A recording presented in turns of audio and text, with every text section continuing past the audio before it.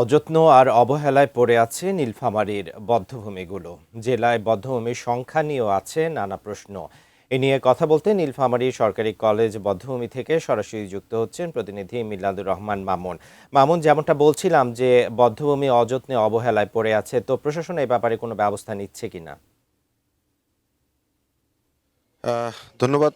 বান্না, আপনি জানেন যে আসলে মুক্তিযুদ্ধকালীন সময় অর্থাৎ ১৯৭১ সালের ২৩ মার্চ থেকে ১৪ই ডিসেম্বর পর্যন্ত এই সময়ের মধ্যে কিন্তু সারা দেশে কিন্তু একটি গণহত্যা পরিচালিত হয়েছিল এবং নীলফামারী জেলায়ও কিন্তু আমরা যতটুকু জানি কয়েকটা জায়গায় অর্থাৎ এই যে নীলফামারী সরকারি কলেজ এটি ছিল একেবারে পাকিস্তানি বাহিনীর একেবারে হেডকোয়ার্টার বলা হয়। এখান থেকে নীলফামারী জেলার যে বধ্যভূমিগুলো আছে সেগুলোতে কিন্তু হত্যাকাণ্ড চালিয়েছিল।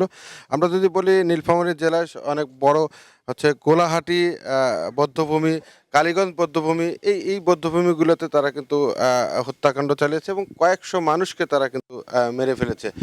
আমাদের সাথে এই মুহূর্তে আছেন একজন শহীদ পরিবারের সন্তান। উনি যুদ্ধকালীন সময়ে তার দুই ভাই এবং বাবাকে হারিয়েছেন। আমরা একটু তার কাছ থেকে শুনবো আর কি। আপনি একটু বলবেন যে আসলে আপনি কাদেরকে হারিয়েছেন, আসলে ঘটনাটা কি ছিল আসলে?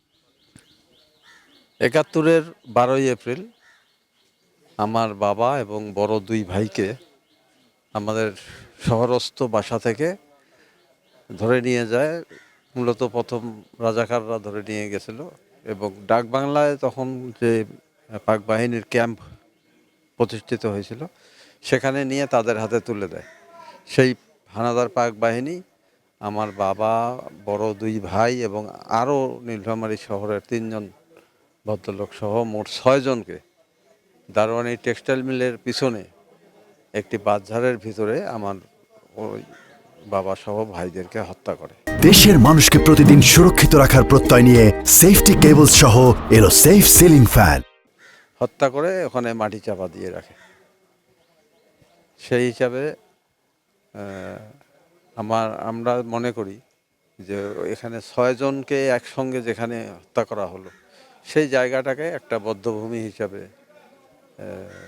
একটা স্মৃতিস্তম্ভ বা আমাদের এদের নাম দিয়ে একটা স্মৃতিস্তম্ভ করে রাখলে এই যুদ্ধের স্মৃতিটা ধরে রাখে। ধন্যবাদ আপনাকে।